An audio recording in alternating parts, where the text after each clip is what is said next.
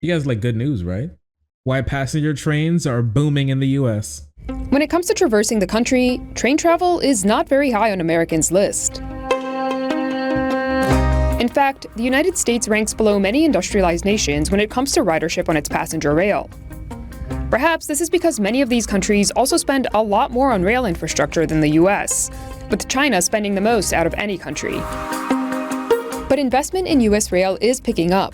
Railcar manufacturing revenue in the US, including for freight trains, is expected to reach $2.9 billion by 2028.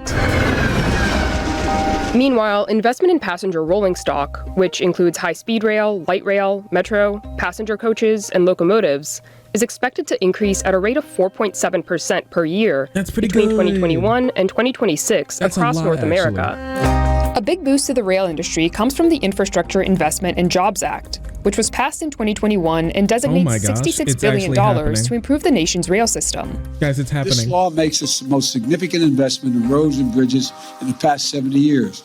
It makes the most significant investment in passenger rail in the past 50 years and in public transit ever. A large chunk of this money will go to Amtrak, the federally owned U.S. passenger train operator, which will use the money for new trains and improvement projects.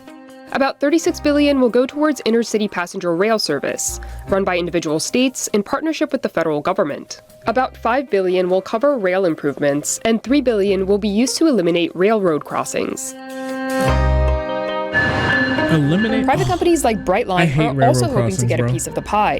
The company has already built out its passenger rail service in Florida, and its sister company, Brightline West, is working on a high-speed passenger rail line between Las Vegas and Southern California. For this project, Brightline West is requesting $3.75 billion in federal funding from the infrastructure bill. We are seeing today the demand picking up as the funds basically reach the agencies after the allocation process. And so we're seeing a market that's going to grow close to 20% per year in the coming 5 years. To take advantage of this federal money, manufacturers must abide by laws, which require the federal government to prefer U.S.-made products in its purchases. The first of such laws was passed in 1933, but over the years, requirements have gotten more stringent. As a result, many of the world's largest passenger train manufacturers are investing in their U.S. operations. For example, since opening its U.S. headquarters in Massachusetts in 2015, Beijing-based CRRC has invested $135 million in 2 U.S. manufacturing facilities. Meanwhile, Japan-based Hitachi is building a $70 million rail manufacturing plant in Maryland. Japan's at it again, man. Well, I think passenger rail in the United States has been a little bit slow in years past because of funding. And if you look at the federal funding that other nations get, it's tremendous. Federal funding is what the one piece that we need, and now that we have it, I think it's the what? Other nations get. It's tremendous. Federal funding is what the one piece that we need, and now that we have it, I think you're going to see a tremendous amount of growth in the industry. Oh my gosh, the one piece that they got, it's real. It's finally real, and they've got it's in their own. It's in their hands. What will they do with it? Hopefully, not waste it. But whether these large investments will be enough to convince Americans to embrace train travel is still to be seen. CNBC visited 2 of the biggest passenger railcar manufacturers operating in the country, Siemens and Alstom, to see how their They're called what? They're called what? Car manufacturers operating in the country, Siemens and Alstom, to see how they're ramping up passenger train production and to learn what they see as the future of passenger rail in the U.S. Siemens.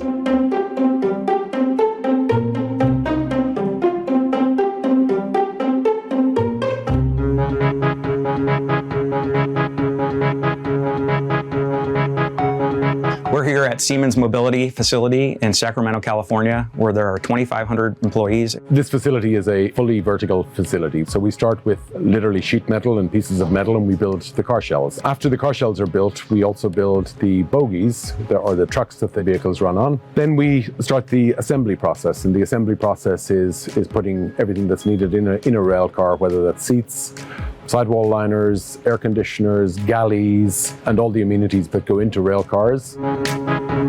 Headquartered in Munich, Germany, Siemens is a multinational conglomerate with business segments including digital industries, smart infrastructure, medical devices, and mobility. In its latest full-year financial report, the company reported revenue of $79 billion. Siemens Looks like they Mobility do good makes work. metro cars, street cars, light rail vehicles, passenger coaches, and locomotives, and has been manufacturing in the United States since 1984. This is a 100% Siemens has 8 choo-choo rail company. manufacturing They don't do facilities across anything the else. country and is building a 9th in North Carolina.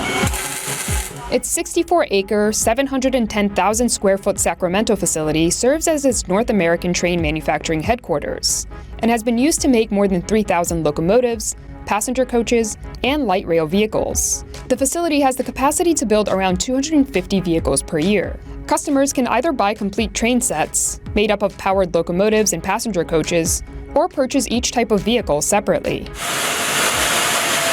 About a third of our business here is in light rail vehicles, and the other 2/3 are a combination of locomotives and passenger cars.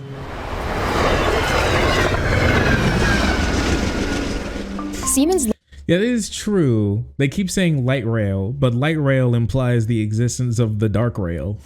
Would it be dark light rail? Would the opposite be dark rail? Would it be shadow rail, or would it be heavy rail? Okay. What do you guys think?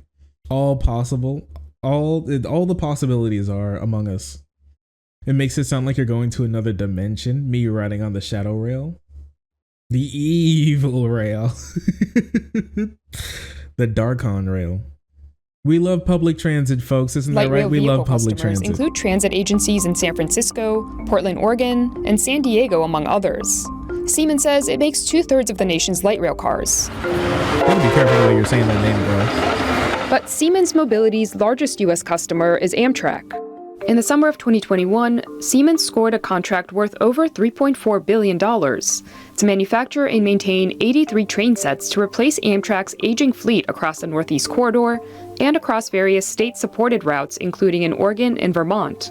Siemens says it's completed the design phase for the project and that the first vehicle is in production, with deliveries starting in 2024 and finishing by 2030. Private rail operator Brightline also tapped Siemens to design and manufacture locomotive and passenger cars for its rail service in Florida. Brightline has completed phase 2 of its project connecting Miami to Orlando and eventually plans to expand service to Tampa. Siemens has delivered a total of 10 train sets for the company and is working on 20 more coaches for Brightline. Part of the design that we did with Brightline was bright interiors, big large windows to enable that, a comfortable ride, and running at speeds of up to 125 miles per hour.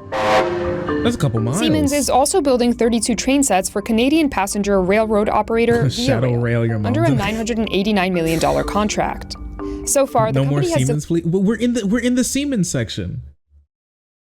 There's literally a Siemens section. Like what do you, I mean, we're almost at the end. You guys want me to skip the Siemens section?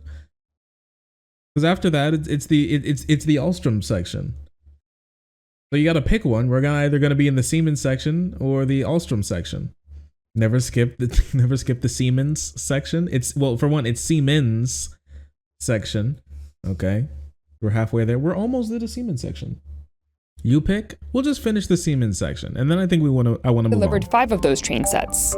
To keep up with demand and Buy America provisions, Siemens is building a new $220 million manufacturing plant that will sit on 200 acres in Lexington, North Carolina.